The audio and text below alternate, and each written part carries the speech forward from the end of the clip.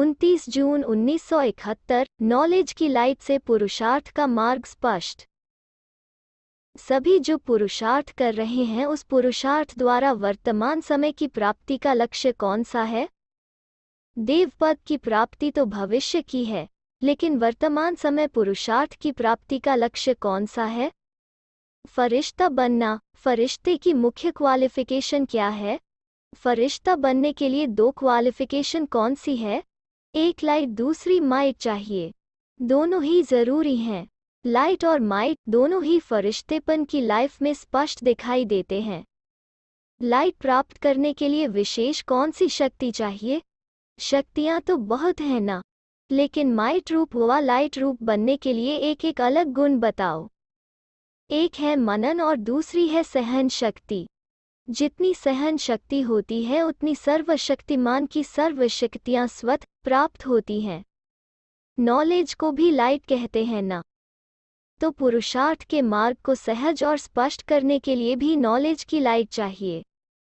इस लाइट के लिए फिर मनन शक्ति चाहिए, तो एक मनन शक्ति और दूसरी सहन शक्ति चाहिए। अगर यह दोनों ही शक्तियां हैं तो फरिश्ते स्वरूप का चलते फिरते किसको भी साक्षात्कार हो सकता है। सहन शक्ति से सर्वगुणों की प्राप्ति हो ही जाती है। जो सहन शक्ति वाला होगा उसमें निर्णय शक्ति, परखने की शक्ति, गंभीरता की शक्ति ऑटोमेटिकली एक के साथ अनेक आ जाते हैं। सहन शक्ति भी आवश्यक है और मनन शक्ति भी आवश्यक है। मनसा के लिए है मनन शक्ति और वाचा तथा कर्मणा के लिए है सहन शक्ति।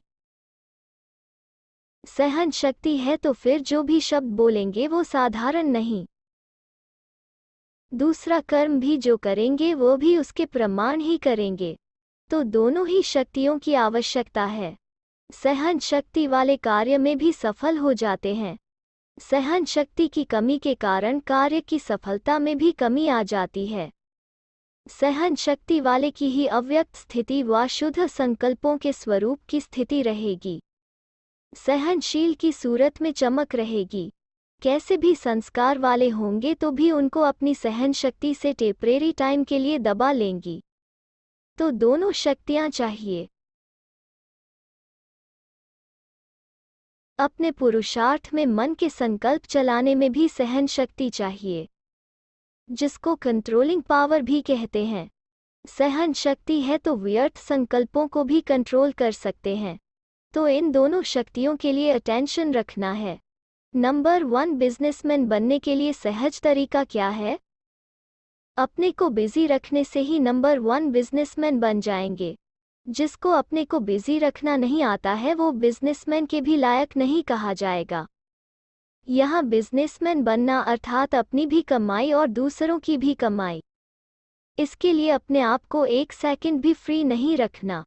कौन सा नंबर का बिजनेसमैन हो? जितना यहाँ गैलअप करेंगे उतना समझो अपना भविष्य के तख्त को भी गैलअप करेंगे। चांस अच्छा है, जो भी करने चाहें वो कर सकते हैं। फ्रीडम, आज़ादी है सभी को। जो जितना चांस लेता है उतना समझो अपने तख्त का निशान पक्का करता है। बिजनेसमैन का अर्थ ही है जो एक संकल्प भी व्यर्थ न जाए, हर संकल्प में कमाई हो। जैसे वो बिजनेसमैन एक एक पैसे को कितना बना देते हैं कमाई करके। यह भी एक एक सेकंड व संकल्प कमाई करके दिखाए, उनको कहते हैं नंबर 1 बिजनेसमैन। बुद्धि को और काम ही क्या है? बुद्धि इसी में ही बिजी रहनी चाहिए। और सभी तरफ तो खत्म हो गए ना, वह कुछ रहा हुआ है जहां बुद्धि जा सके? सभी तरफ तो खत्म हो गए ना। अपने पुराने संस्कारों का तरफ भी खत्म हो गया ना। बुद्धि को जाने के तरफ व रास्ते ठिकाने वही हैं। बुद्धि वा तो पुराने संस्कारों तरफ जाएगी वा तो अपने शरीर के हिसाब किताब तरफ जाएगी व मन के व्यर्थ संकल्पों तरफ खींचेगी। यह तो सभी खत्म हो गए ना। भले शरीर का रोग होता है, उसकी नॉलेज रहती है कि यह फलाना दर्द है, इसका यह निवारण है, क्योंकि यह लक्ष्य है। जितना शरीर ठीक रखेंगे उतना सर्विस करेंगे।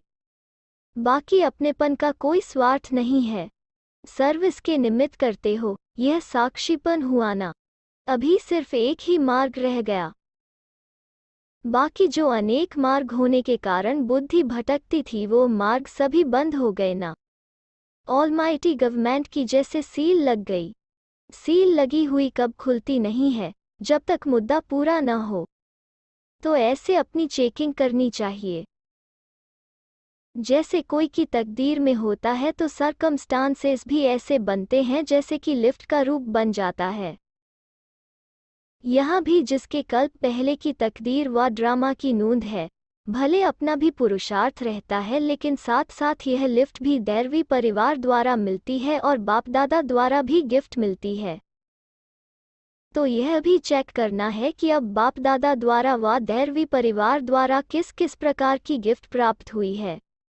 बड़े बड़े आदमियों को गिफ्ट मिलती है तो शोकेस में उसे संभाल कर रख देते हैं, उससे अपने देश का नाम बाला करते हैं। और यहाँ जो समय प्रति समय गिफ्ट प्राप्त हुई है उस द्वारा बाप दादा का और कुल का नाम बाला करना है। अच्छा, जैसे आप लोग शुरू में जब सर्विस पर निकले तो नॉलेज की शक्ति तो कम थी, लेकिन सफलता किस शक्ति के आधार से हुई? त्याग और स्नेह। बुद्धि की लगन दिन रात बाबा और यज्ञ के तरफ थी। जिगर से निकलता था बाबा और यज्ञ। इसी स्नेह ने ही सभी को सहयोग मिलाया। इसी स्नेह की शक्ति से ही केंद्र बने, तो आदि स्थापना में जिस शक्ति ने सहयोग दिया अंत में भी वही होना है।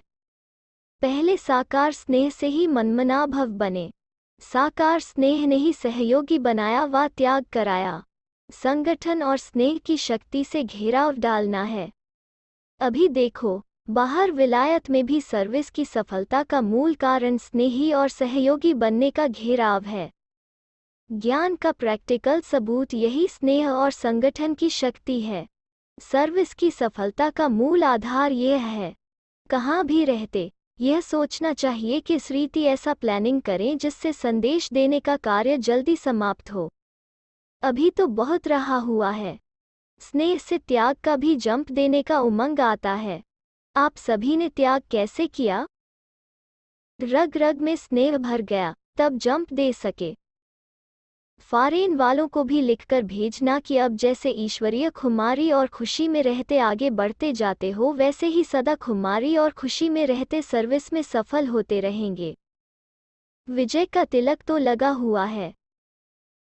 अपना विजय का तिलक सदैव देखते रहना। बाकी अभी तक जो किया है उसके लिए बाप दादा भी देखकर हर्षित होते हैं, लेकिन आगे तो बढ़ना ही है। कोई वारिस बनाओ तभी शाबाश देंगे। अभी तक जो किया है उसमें हर्षित होना है।